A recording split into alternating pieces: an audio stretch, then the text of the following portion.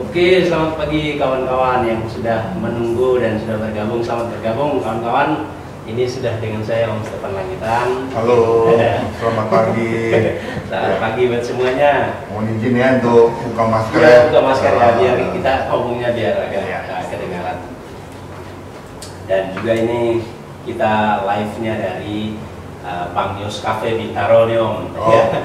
Kalau Om Stefan tadi ini dulu jalannya udah sangat familiar ya. Iya. Tahun-tahun dulu itu. Iya, di jalan ramai sekali ya, tapi tempatnya cozy banget. Mungkin teman-teman boleh datang ke sini untuk minum-minum ya, asik lah. Tempatnya asik ya. Ini ada apa kayak teras depan, ada tempat kalau mau nongkrong luar. Pas di depan stand ya. Di depan stand, betul. Depan stand, Sekolah Tinggi Akuntansi Negara. Iya, betul.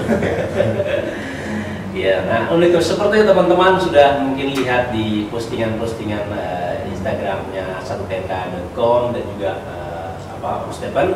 Ya. Hari ini kita mau mengulik lah atau pengen tahu cerita karena mungkin 2 bulan lalu Om ya, 2 bulan lalu kita sempat janjian bertemu. Iya. Saya membeli buku ini bukunya Om Stefan. Iya. Lalu setelah itu saya membaca, ternyata memang apa ya, ketagihan benar yang membaca Om. Jadi sekitar 2 minggu tuh sudah ya, bukunya berapa lama ya Om tebalnya? 400-an. 400-an. Iya. 2 minggu saya selesaikan dan apa namanya ya, saya merasa kayak ada banyak pertanyaan yang tersimpan itu Om ya. Iya. Kalau menurut saya enak, makanya bagus lah kalau ini buku kita bahas dengan lebih detail, termasuk proses-proses kreatif sampai ada buku ini Om. Karena kalau saya membaca buku ini lebih oke lah kalau kita mau ngomong kayak ini kamus untuk orang yang pemula seperti saya ini Om ya.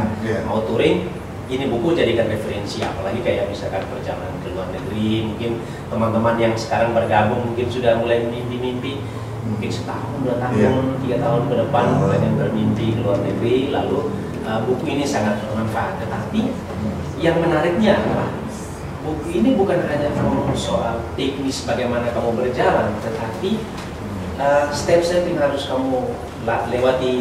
Lalu ketika kamu menemukan rintangan atau kesulitan di jalan, apa yang harus kamu lakukan? Itu menurut saya itu menarik sekali. Iya. Nah, mungkin saya langsung bertanya. Boleh ya. Teman-teman sudah nggak sabar Mas. Ini Om, yang tadi saya bukanya bilang bahwa buku ini seperti kamus lah ya gitu ya. Iya betul. Kamus untuk orang mau kalau misalkan punya mimpi yang mau touring. Iya. Jangan jauh lah gitu. Betul. Di hati kecil saya tuh kayak menyimpan ini Om Stefan memulai di dunia motor kan sudah sangat lama. Saya baca di blog Om Stefan sejak 2007-an itu sudah mulai ngeblog sambil touring gitu ya. Dan itu di tahun-tahun itu saya masih kuliah dan baru mau kuliah, dan saya yakin lah masih belum banyak orang familiar dengan dunia blog, dan Om Stefan sudah memulai. Artinya sampai 2018 memutuskan untuk touring Jakarta itu perjalanan yang sangat panjang gitu ya.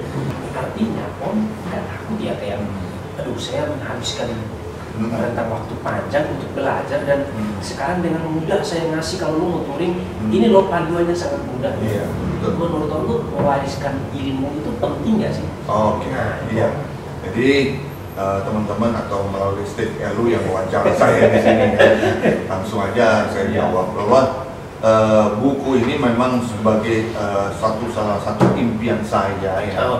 Ketika saya memulai yang namanya perjalanan Indonesia dengan aneka ragam alamnya, budayanya, kekayaannya luar biasa. Karena saya kalau sebelum kita bicara buku ini Jakarta London ya, saya sudah melakukan perjalanan touring di Indonesia, kecuali Papua. Kecuali Papua dan Nusa Tenggara Timur. Kampung halamannya Steve ini belum. Berutang nih ya. Jadi Jawa, Bali, Lombok itu semua sifatnya 360 derajat, artinya melingkar ya. Tidak ada istilahnya touring balik arah dengan jalan yang sama. Andai kan saya ke Bandung pun saya berusaha berputar, katakan berputar kan? Jalur pergi berbeda dengan jalur pulang. Selalu begitu. Alasannya apa tuh? Alasannya mencari sesuatu yang baru. Suasana yang baru. Dan ingin tahu lebih dalam. Kalau saya udah lewat sini, di sini ada apa? Itu yang membuat saya penasaran sehingga saya melanjutkan lagi touring-touring yang lebih jauh ke Sumatera, Sabah, akhirnya juga ke Manado, juga sampai ke Borneo. Nah, dari pengalaman itu, akhirnya kalau saya bicara alam Indonesia, itu sudah banyak ditulis bukunya lah ya. Itu ibaratnya sudah banyak orang mengangkat tentang Indonesia. Saya nunggu aja apa kira-kira perjalanan yang lebih fantastis. Nah, Jakarta London lah yang lebih paling fantastis menurut saya, sehingga menarik saya mesti tuliskan bukunya jadi sebuku kamus atau buku panduan. Itu tujuan saya. Satu pertanyaan, kenapa memilih Jakarta ujungnya London? Nah, itu. Ayolah, kalau ada peta di sini ya. Jadi kalau kita ngelihat peta dunia, Indonesia berada di paling ujung Asia. Oke. Kan besar kan, kalau kita lihat tarik dari Turki itu udah Asia, Turki, kemudian terus ke bawah sini sampai Jepang kan di atas, turun ke bawah Indonesia. Sebelahnya kan Timor Leste, dan di bawahnya Australia. Benua yang berbeda. Nah, kita bersyukur Indonesia berada di paling ujung gitu loh. Sadar juga nih, akhirnya saya lihat peta lagi, tentunya sambil saya berdoa mohon pada yang atas, Tuhan jadilah hanya menurut kehendak-Mu bila saya melakukan touring jarak jauh. Ternyata ada bisikan, kenapa nggak terusin aja sampai di ujung Eropa? Nah, ujung Eropanya mana nih? Mau pilih yang Spanyol atau yang di Swedia atau Finlandia? Finlandia betul. Saya pikirin tengah aja sampailah ke London yang ujung. Jadi ujung sebelah ke kiri. Jadi habis London, Inggris juga udah nggak ada lagi kan? Betul. Jadi dari itu aja tarik. Jadi pas dihitung, udahlah saya buat 30.000 aja gitu loh. Ya dengan berputar-putar di Eropa lah. Jadi itu alasan ya sebenarnya itu dari ujung ke ujung. Artinya Om Stephen ketika memilih London bukan cukup hari ini saya mau ke London gitu ya. Tapi benar-benar melahin dia ini peta dunia kayak begini. Saya akhirnya memilih ujung. Betul. Seperti itu. Om Stephen sempat menyinggung tadi soal bersyukur, artinya melibatkan yang di atas. Justru itu yang teman-teman saya mau bilang itu sangat kental dalam buku ini. Saya mau melihat satu poin di situ, persiapan eksekusi ketika hari H, lalu pasca itu mau ngapain rencana itu. Dan di situ Ustaz selalu menyinggung soal bagaimana kita mengeksekusi ada tantangan, harus tetap bisa mensyukuri itu. Antara syukur dan komitmen itu sangat kental di buku. Menurut Ustaz, bagi seorang perjalanan dengan motor apa sih pentingnya komitmen dan syukur-syukur itu? Karena itu kental banget di buku ini. Ya memang. Jadi ini buku ini sebagai bukti bahwa saya bisa tuntas tuntas ini karena penyertaan di atas itu. Karena begini, Bro Steve Elu, saya ini jujur jalan sendirian. Jujur kita mau menggantungkan kepada siapa? Saya apalagi seorang yang tidak punya apa-apa. Saya hanya bisa menggantungkan yang di atas saja. Artinya memohon pada yang Sang Maha Kuasa, Tuhan yang Maha Kuasa, Dia pencipta langit dan bumi. Ya Tuhan tolonglah aku. Semoga misi ini hanya demi nama bangsa dan negara dengan tujuan upacara bendera dapat terselesaikan. Oke, dalam perjalanan itu pun tidak mudah. Pasti. Ya tidak mudah. Artinya mulai dari proses persiapan aja lah, kita ngomong belum di jalan lah.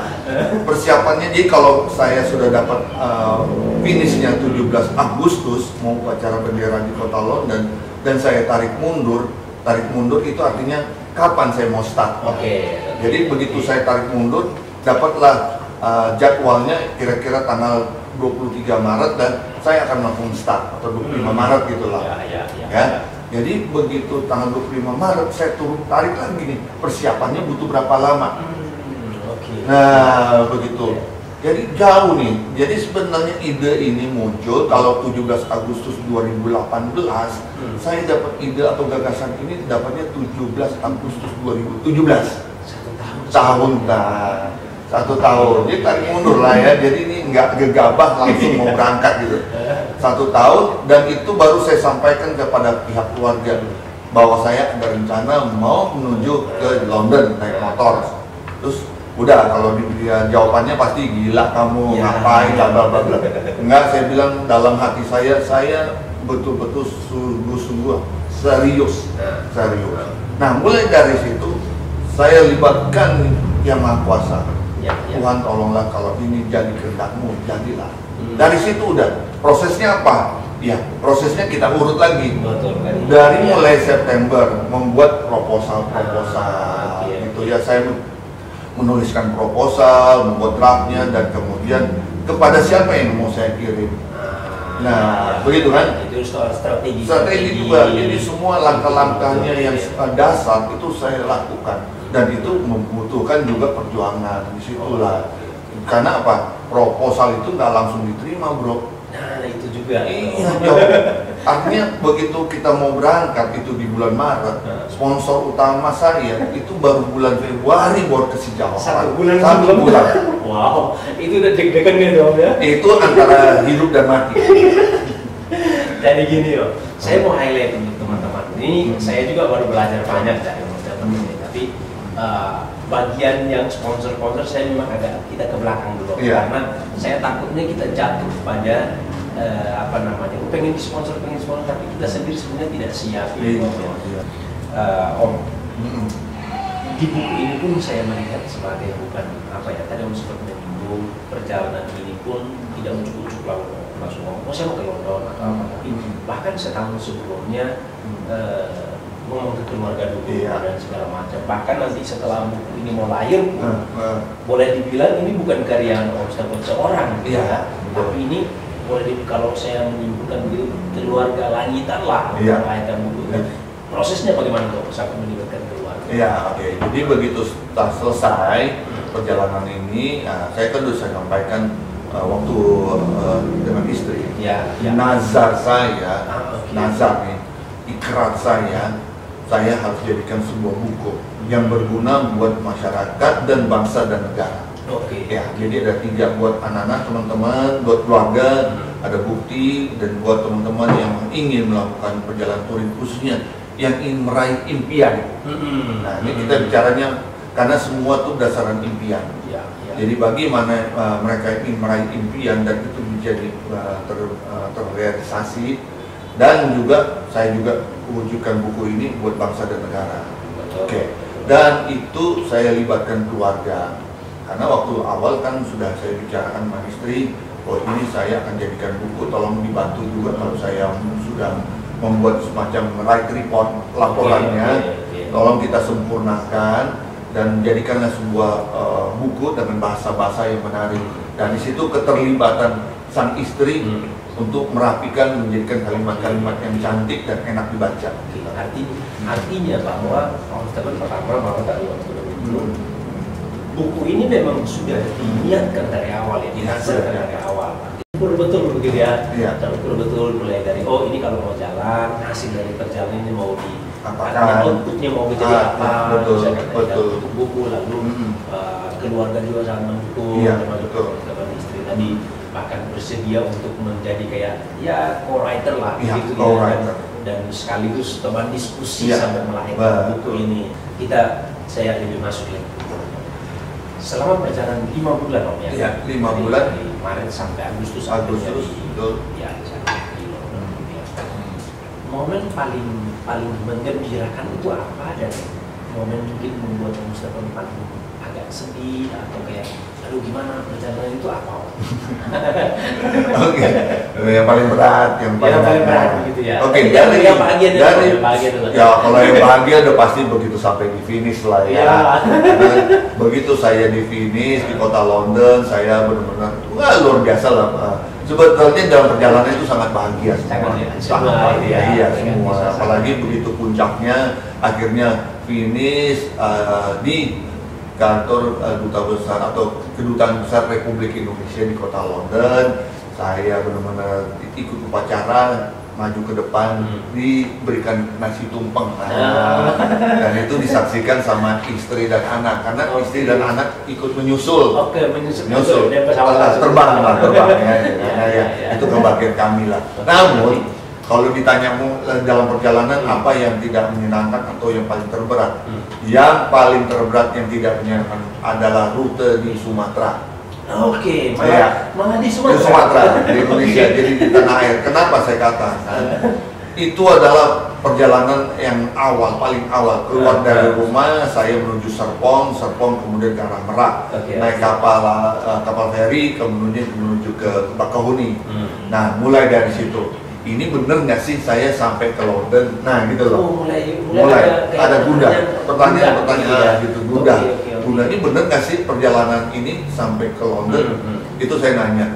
Dan juga di perjalanan itu kok rasanya motor ini berat banget, nggak rutenya juga di Sumatera itu hancuran sampai saya sakit gitu.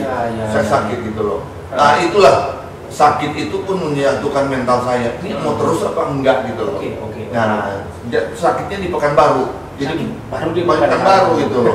Wah, luar biasa. Itu memang ujian buat saya nih, jadi apa enggak itu penentunya di Sumatera.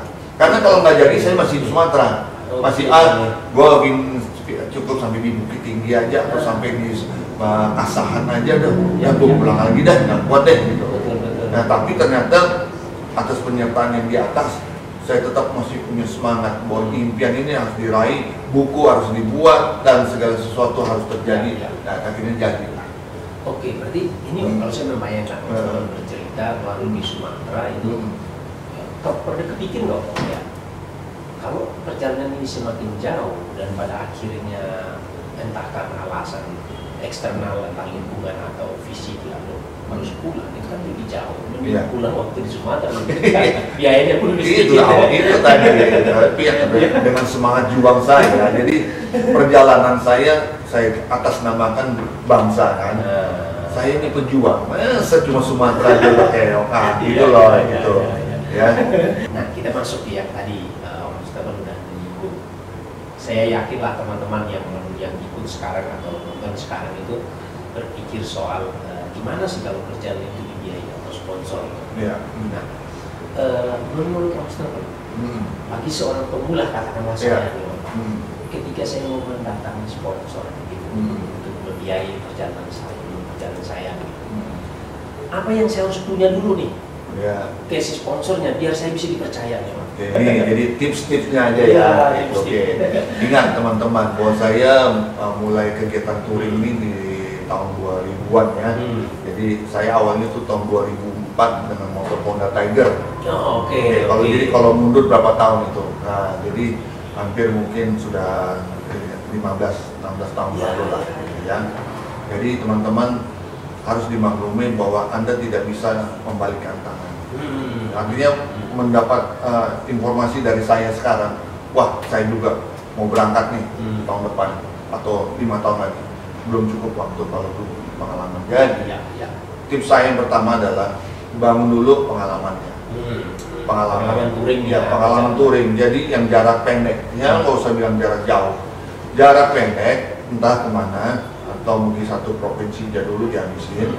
Dari situ buatkanlah satu ada sekarang teknologi yaitu dengan nama vlog, vlogger gitu ya, ataupun video ataupun tulisan. Nah, sekarang kan juga dengan bermain foto, bikinlah foto-foto yang cantik, yang menarik, nanti posting di Instagram atau di Facebook. Kalau akan lebih baik lagi punya namanya blog. Blog itu semacam media tapi milik sendiri gitu loh. Bebas kita berekspresi gitu loh ya. Nah, yang berekspresi, menceritakan pengalaman, foto bisa ditambah lagi, cerita ini Anda bisa edit lagi, rapikan lagi, segala macam. Nah, kalau Anda sudah menggunakan sepeda motor, itu kan udah jelas ada mereknya. Saya nggak sebut aja, tapi Anda pun sudah lihat di situ di motor itu ada beragam merek, mulai dari merek motornya, merek bannya, merek olinya, merek rantainya.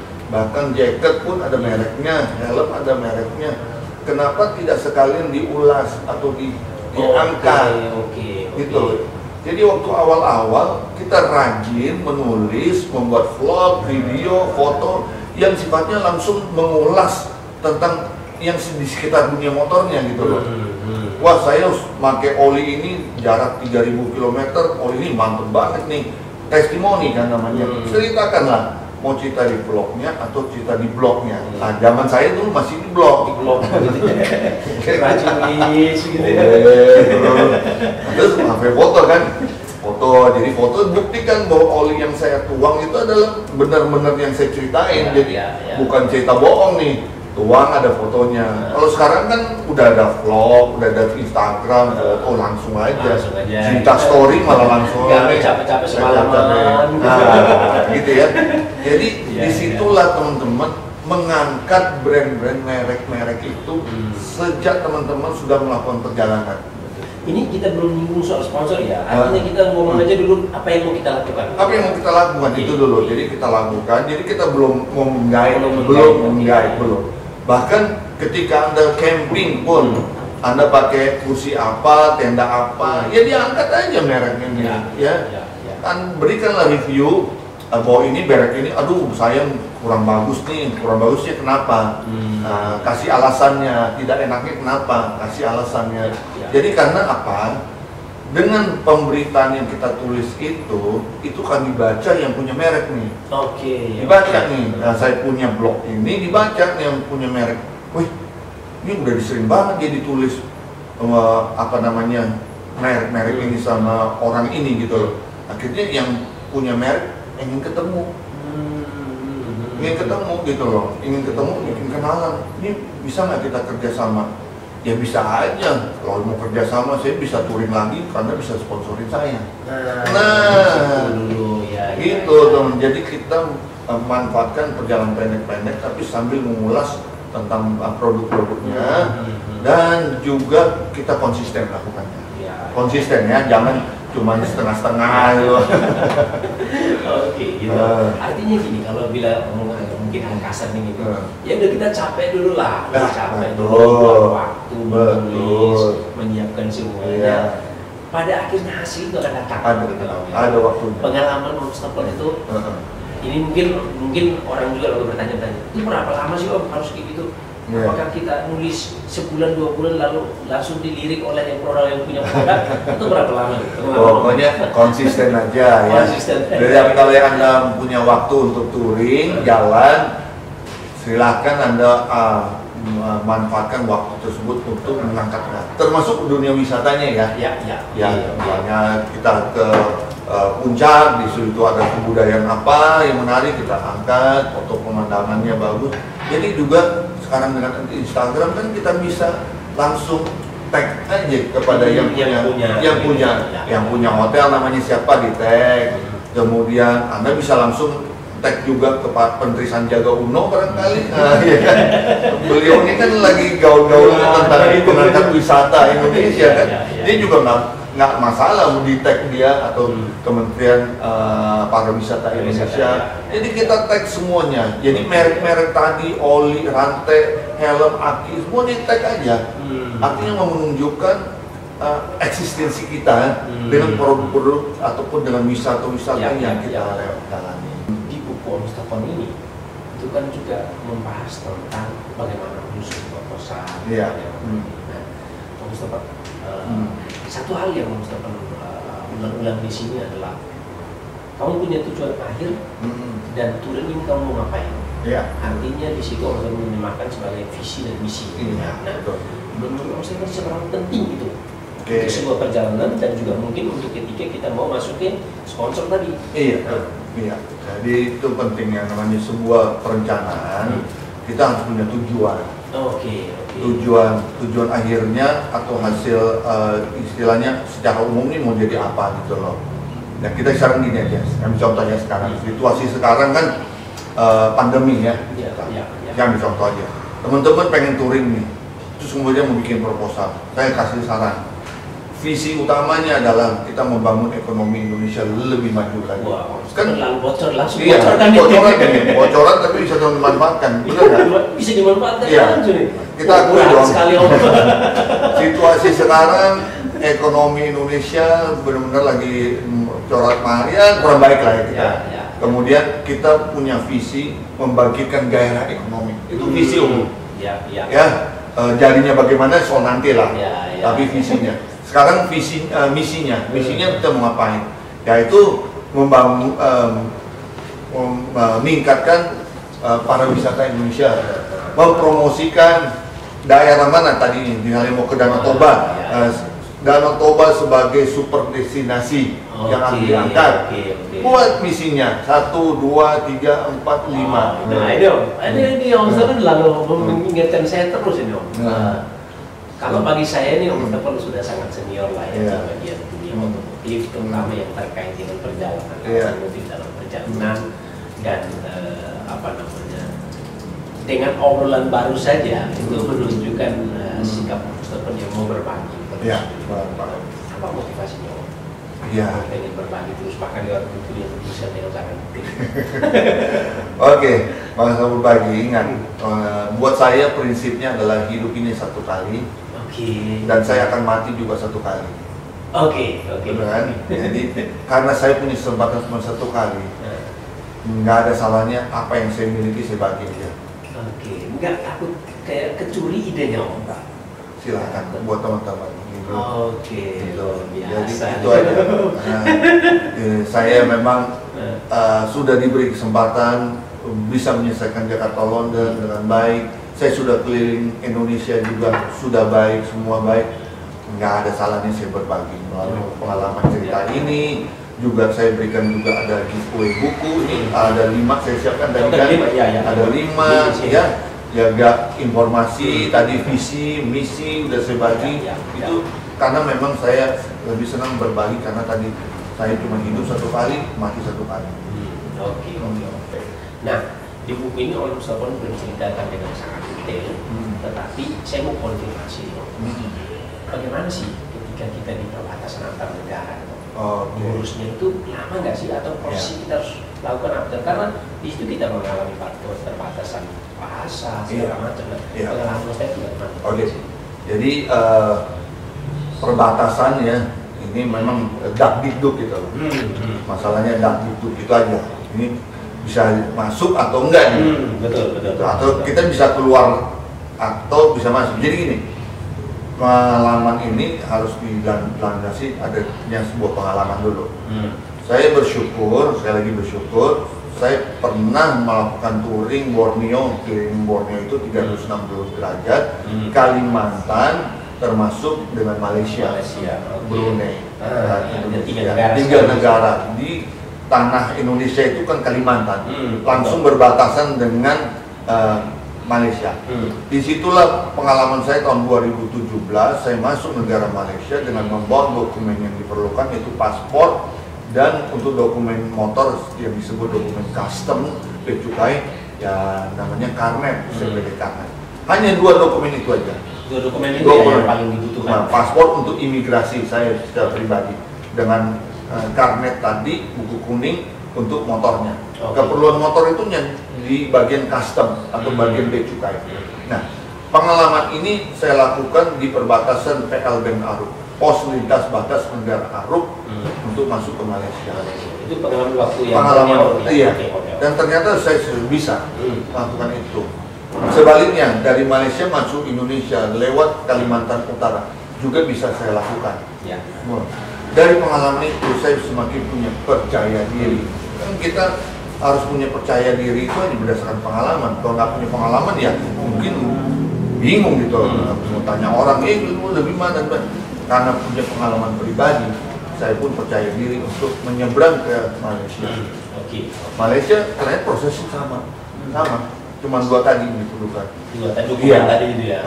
Istilahnya kalau perjalanan ke luar negeri, nyawa kita ada di 2 dokumen itu. 2 dokumen itu. Berarti memang tadi kita awal kita bilang soal persiapan. Ya jangan lupa 2 dokumen itu. 2 dokumen itu. Dan bagaimana mendapatkannya itu di masa proses persiapan tadi dibuatlah itu dokumen itu. Satu lagi dari saya. Ketika orang masuk di daratan Eropa, kalau di Eropa kan kalau untuk visa begitu ya, visa kan satu untuk semua gitu ya. Beberapa negara. Uni Eropa. Apakah memang masih ada pemeriksaan kayak atlet tadi, paspor tadi? Karena mereka semua udah satu. Kita ada pemeriksaan atau udah nggak lagi? Jadi dari semua negara yang saya lewati kan tadinya direncana 30 negara, tapi dapatnya 22 negara. Nah, hanya 5 negara yang membutuhkan karnet. 5 dari 20. Itu semua di Asia, 5. Oke, yang pertama Indonesia. Oke. Bagaimana kita boleh keluar membawa motor plat B ini? Bahkan sebelum keluar aja udah harus ya. Jadi boleh keluar nggak nih? Boleh. Jadi boleh keluar, boleh dengan bawa karnet, minta izin kepada Bea Cukai Indonesia. Oke. Bahwa ini misinya touring, motor akan pulang lagi, nggak dijual. Kan? Nah, masuk Malaysia. Malaysia dia izinkan karena syaratnya harus ada karnet. Oke. Kemudian masuk Thailand juga sama, harus ada karnet. 3. Kemudian masuk Myanmar. Myanmar. Harus ada karnet. Kemudian masuk Myanmar, India. India, oh ya. Tambah lagi Nepal, masuk Pakistan, masuk Iran, dan selebihnya tidak perlu karnet. Jadi 8. Gantinya apa tuh kalau selebihnya dari mulai Turki sampai Eropa gantinya asuransi. Asuransi bukan untuk asuransi saya, asuransi motor gitu. Bukan juga. Asuransinya adalah disebut dengan third party liability, atau kalau istilahnya di dunia touring itu kita sebut green card insurance. Itu adalah asuransi kalau kita nabrak orang, kita nabrak mobil orang, properti orang, dan orang itu mengajukan tuntutan, kita ada perlindungan asuransinya. Iya, terlepas keadaan motor saya hancur, terlepas daripada badan saya rontok, luka-luka, di mana orang itu merasa gua benar, lu yang salah, dia berhak menuntut kepada kita. Dia menuntut ganti rugi. Nah, kita siap dengan perlindungan itu. Mahal nggak sih? Ya mahal. Kisarannya berapa? Mahal. Mungkin saya habis sekitar untuk 3 bulan di Eropa itu habis sekitar 15 juta. Lumayan juga. Artinya dari setiap negara berpindah kita membeli itu? Enggak, satu kali aja. Dia berlaku untuk di kawasan Eropa, termasuk Rusia, bahkan juga termasuk ke Mesir. Kalau saya melihat membershipnya untuk green card itu udah mulai berkembang, dan tidak hanya Eropa, sudah ke Rusia, juga ke Afrika Utara gitu.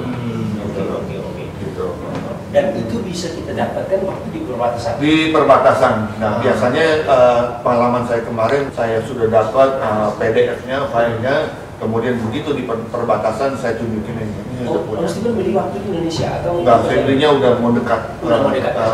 Masa berlakunya berapa lama? Saya pilih untuk 3 bulan. Untuk 3 bulan. Karena kan mahal. Dan saya keperluannya juga di Eropa itu kan dari bulan sekitar bulan Mei, Juni, Juli, Agustus. Ya, cukup lah, apa yang saya mau kecuali. Berarti kalau semakin lama makin mahal. Makin mahal. Gitu. Harus punya budget juga. Itu dia. Oke. Nah, ini kita masuk, ini ada beberapa pertanyaan yang sudah muncul. Nih, teman-teman yang bergabung sudah bertanya nih. Ini dari Om Joe nih. Persisi apa yang harus diperhatikan di setiap perjalanan maupun saat riding? Dalam perjalanan ini tetap kita harus mematuhi peraturan lalu lintas setiap negara. Ini saya juga kembali ke pertanyaan-pertanyaan yang muncul di di YouTube. Oke, sering. Pertama, apa nggak takut begal? Apa tidak takut di polisi, ditilang, segala macam. Kita berkendara, prinsipnya kalau kita sudah terbiasa dengan etika yang benar, itu kalau kita sudah terbiasa ke luar negeri pun juga nyaman gitu loh. Ya. Kalau kita sudah tidak terbiasa seradap surlu, serobot di sana, mentalnya seperti itu, masuk ke Malaysia sulit untuk menyesuaikan. Karena ketertiban di luar negeri, mulai dari Malaysia, itu kalau di lampu merah, ya baris-baris gitu loh. Kandakan motornya memang harus sampai di jalur zebra crossing gitu loh. Nah itu kalau sudah terbiasa dan tidak terbiasa serobot-serobot, ya kita juga tenang aja gitu loh. Nah baru penyesuaian diri ya, antara sebelah kiri dan sebelah kanan. Ya, kalau di Indonesia sama seperti di Malaysia, Thailand masih sama, kita ada di jalan di sebelah kiri, sebelah kiri ya.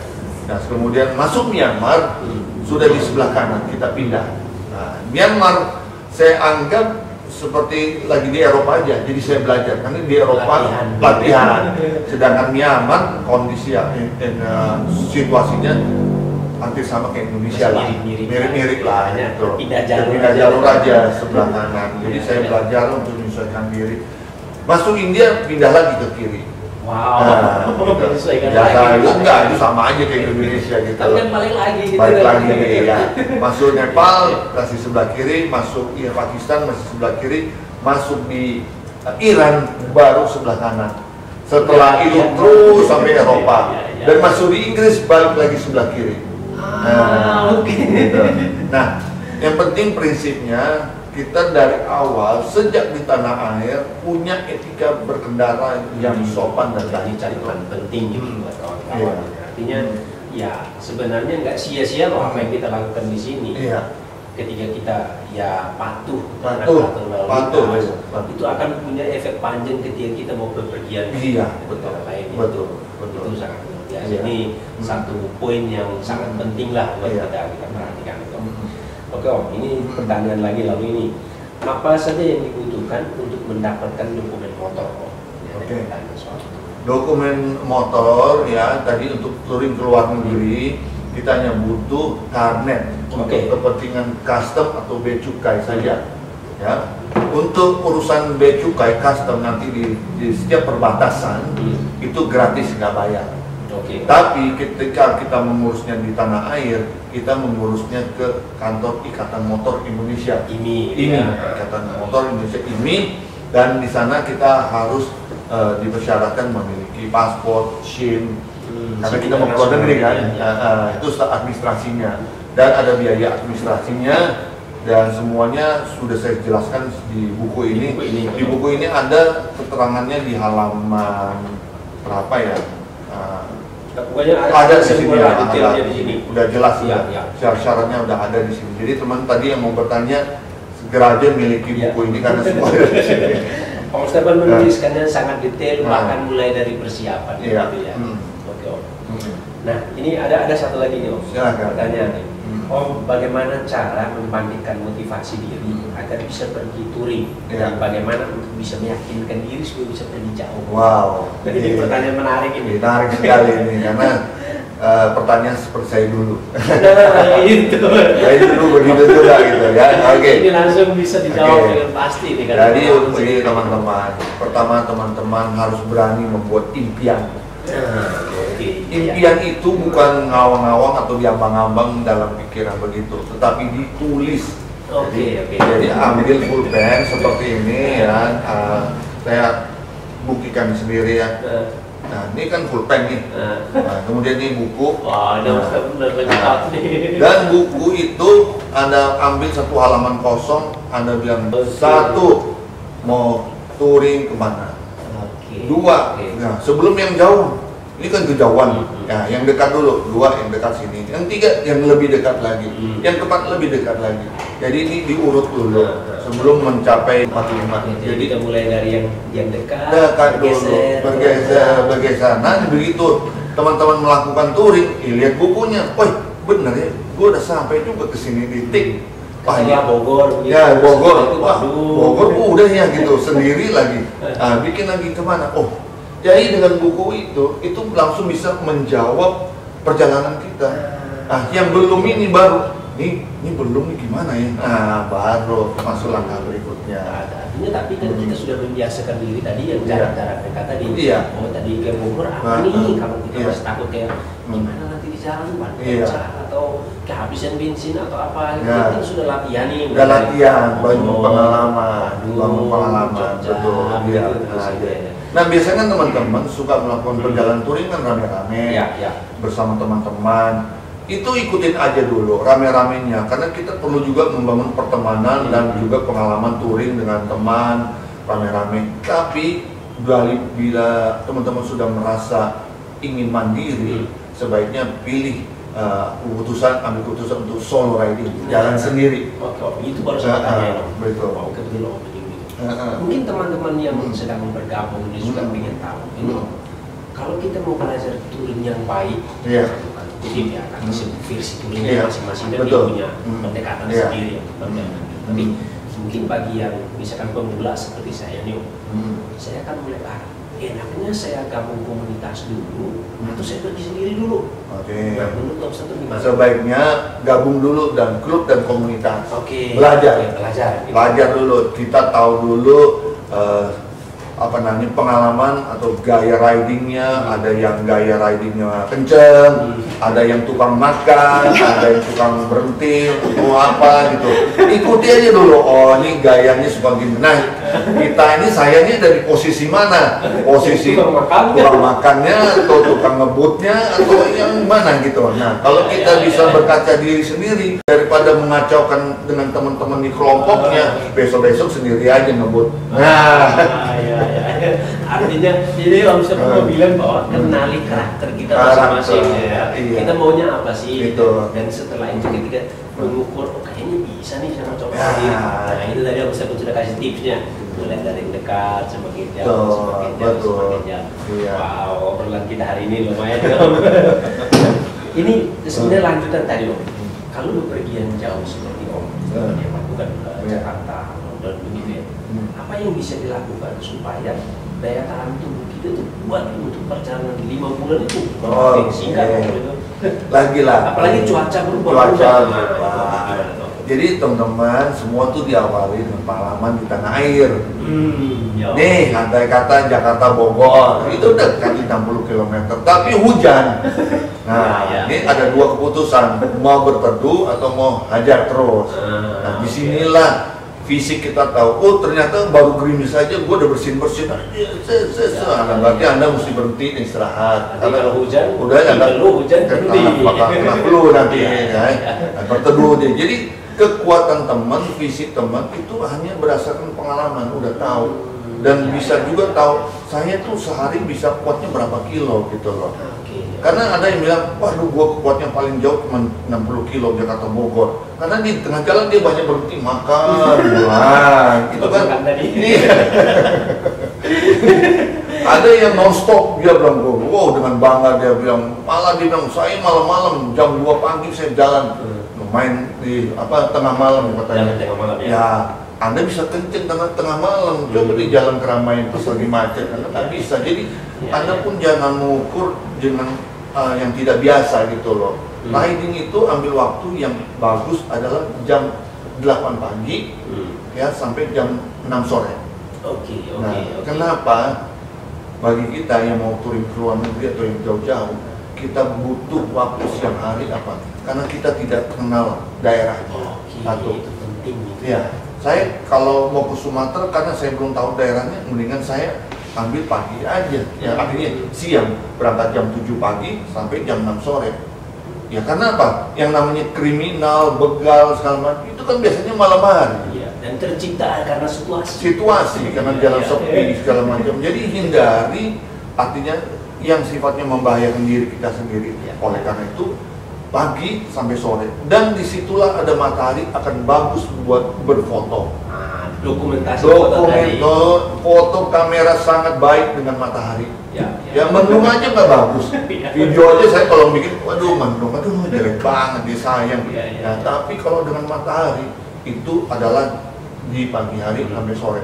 Bagaimana mau malam? Melihat aja nggak bisa, apalagi mau motret. Gitu loh maksud saya. Disitulah Mustafa menyinggung soal dokumentasi. Mustafa sejauh mana sih dokumentasi perjalanan itu penting? Ya tadi dalam hal ini sangat penting kan portfolio. Kita kumpulin informasi dan begitu kita sudah tahap mau membuat sebuah proposal nih, kita butuh pengalaman kita yang kita sampaikan dan kita harus ada bukti-buktinya. Bukti itu ada foto. Jadi ada cerita, ada foto dan itu memang jadi sebuah portfolio kita tentang perjalanan yang lalu gitu. Itu penting. Penting gitu. Om, ini ada pertanyaan lagi. Boleh. Ini menarik nih. Berapa idealnya dan berapa lama kita harus bekerja supaya artinya berapa lama idealnya supaya kita bisa beristirahat? Karena fisik pun butuh istirahat, tapi motor juga butuh istirahat. Karena kita memikirkan bukan memikirkan diri sendiri, tapi motornya juga. Ini pertanyaan. Jadi dalam pengalaman saya saya aja hari-hari nggak usah naik motor aja. Saya sarapan pagi itu jam 7:30 lah ya. Oke, sekarang ini masa pandemi ini kan kita di rumah ya, jam 7:30. Jam 9:30 udah lapar, jam 10. Udah haus, udah minta cari minum lagi. Artinya tubuh ini nggak bisa dibohongin bahwa rentang sekitar 2 jam itu dia butuh asupan baru lagi. Jadi kita waktu berkendara harus tahu diri juga. Walaupun bilang, lagi enak banget nih jalan lurus, hajar terus gitu loh. Tapi ingat, kita harus berhenti. Dalam maksimum 2 jam harus berhenti. Limit itu 2 jam. Nah, baru waktunya di dalam berhenti itu mau berapa lama? Sebaiknya sih 15 menit kalau di antara jam 10-an itu. 15 menit. Cukup dan jalan lagi. Nah, jalan lagi sampai ketemu makan siang. Jam 12 setengah 1, ya kan? Baru di situ ambil waktu lebih lama, 30 menit sampai 45 menit. Ya. Nah, dari situ biasanya kita jalan lagi, baru 10 menit udah ngantuk karena baru makan. Baru makan siang, bener kan? Nah, saya bersyukur karena saya jalan sendirian, solo riding. Saya nggak ada teman di belakang, nggak ada teman di depan, nggak ada siapa-siapa. Ya udah berhenti aja. Berhenti untuk saya memejamkan mata, ngikutin mata ini. Mata ini daripada saya naik motor nguap-nguap dan saya akan hilang fokus dan kecelakaan. Lebih baik udah ngantuk banget, dari berhenti istirahat tidur, ikutin mata itu sekitar butuh 10 menit gitu ya. Habis itu jalan saya sampai jam 3:30 itu masih oke. Jam 4 dapat itu strategi iya. Menurut Mustafa, plan paling pertama apa yang harus kita persiapkan untuk touring, baik itu jarak plan paling pertama. Oke. Yang pertama adalah tadi tujuannya mau kemana. Tentukan tujuannya mau kemana.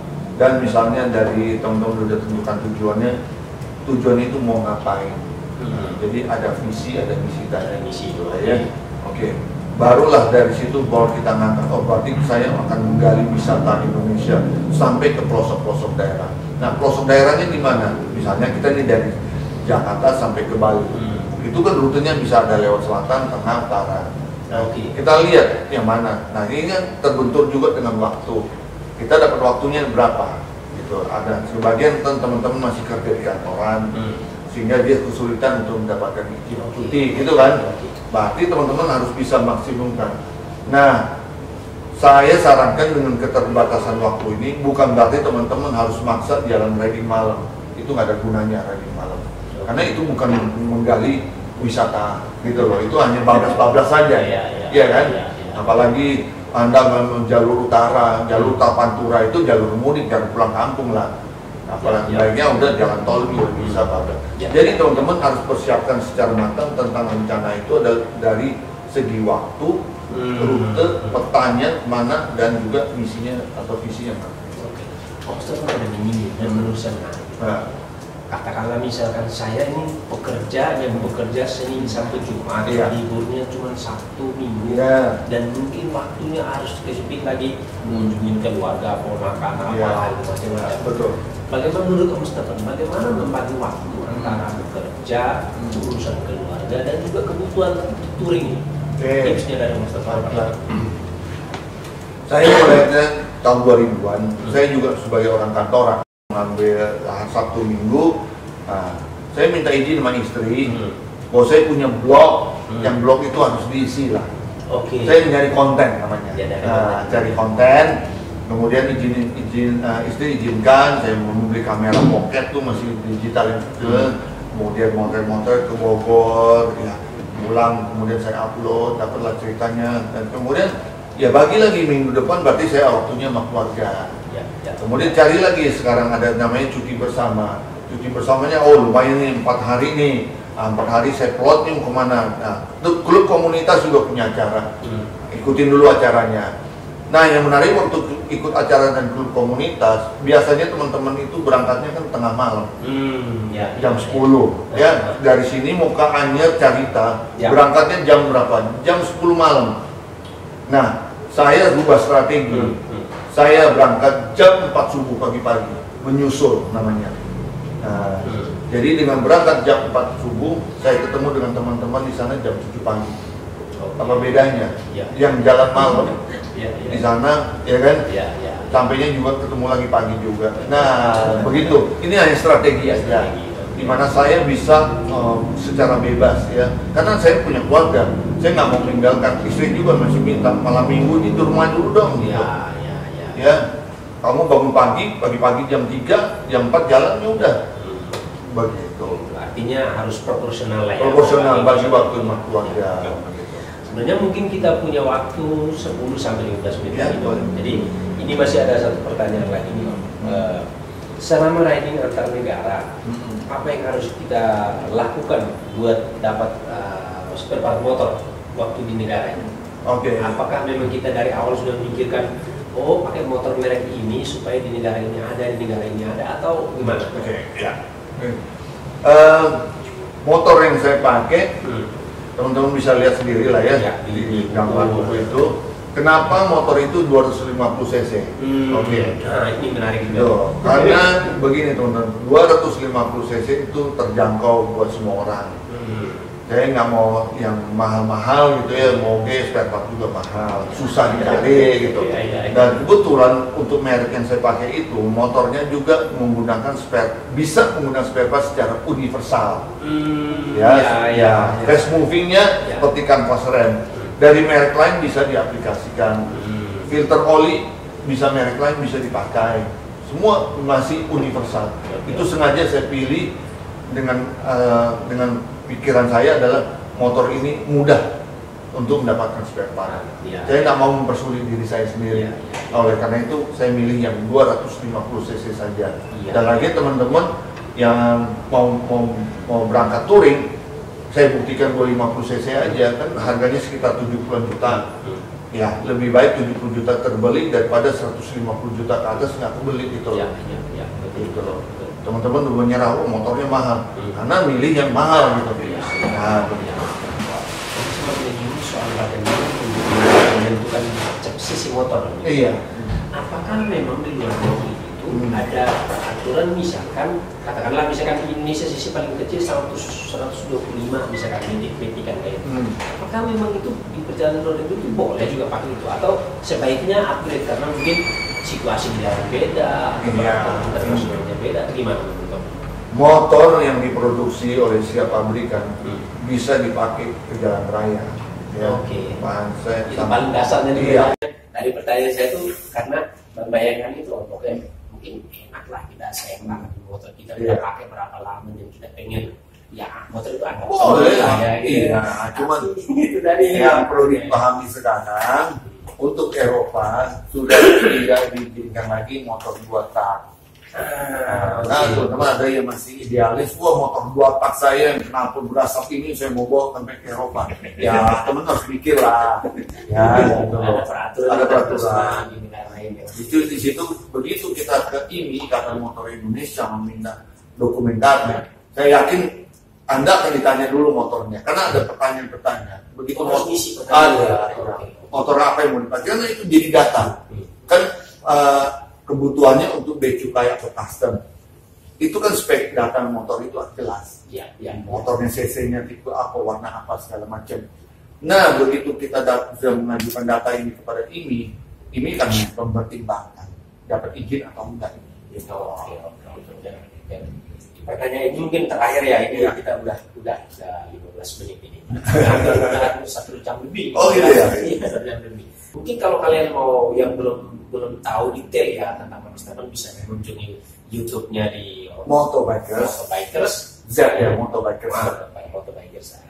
Lalu satu lagi itu kan ada 2 juga. Ada nama saya sendiri.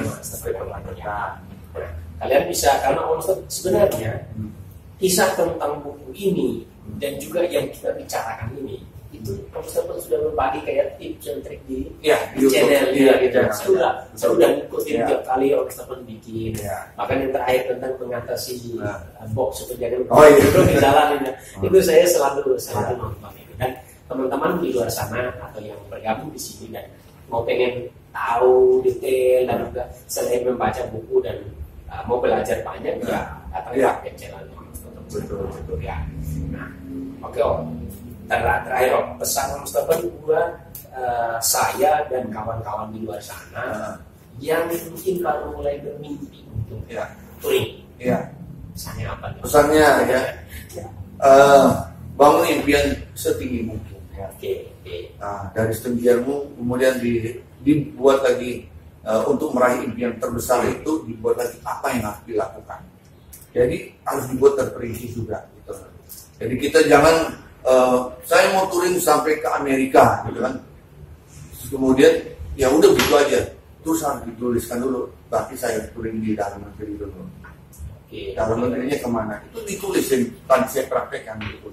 Dibuat gitu loh. Karena itu dasarnya. Begitu Anda sudah sukses menjalankan di tanah air, saya percaya tahap demi tahap itu akan terjawab. Wujud yang besar lagi. Gitu. Jadi mengerucut gitu ya. Mengerucut. Jadi kita ambil kerucutnya dulu, puncaknya terbesar, kemudian di bawahnya lebar kan. Nah, lebarnya ini apa, lama-lama makin sedikit tuh. Nah, luar biasa. Terima kasih banyak Pak Mustafa sudah berbagi ilmu yang luar biasa, dan itu yang selalu saya kagumi dari Mustafa. Meskipun sudah boleh dibilang sangat senior, tapi mau juga berbagi dengan kita yang sudah belajar, dan tanpa sungkan tadi makan visi dan misi pun langsung disebutkan itu dalam situasi seperti ini. Itu luar biasa. Idenya dibagi dengan sangat mudah. Iya, bagi yang mau touring sekarang ini, ikutin terus dengan Instagramnya Bapak Sandiaga Uno, ikuti Kementerian Pariwisata dan Kreatif, karena isu sekarang lagi menggaungkan wisata Indonesia. Nah, itu pelaku-pelakunya adalah sekarang kita mulai arahkan salahnya pemain pemotor karena bisa lebih mudah melakukan akses untuk menembus kesana kemari gitu loh. Jadi ambil aja kutipan-kutipan beliau sebagai bahan untuk membuat proposal. Ini muncul lagi nih tipsnya. Mustafa ini kaya benar dengan tips dan berbagi dengan sangat mudah untuk kita semua. Oke Mustafa, banyak terima kasih untuk hari ini. Mungkin nanti ke depan kalau saya punya ide lagi, karena masih banyak ide saya untuk menggali tentang ini, kita bisa bikin sesi lagi. Boleh, silakan. Kita lain kali kopdar aja. Jadi maksudnya ketemu teman-teman langsung ketemu yang di Jakarta tuh siap-siap nih. Jadi mudah-mudahan pandemi berakhir, kita bisa ngumpul lah rame-rame. Boleh juga nih kita ngumpul di Bang Yos Cafe Bintaro, ini tempatnya sangat-sangat bagus nih.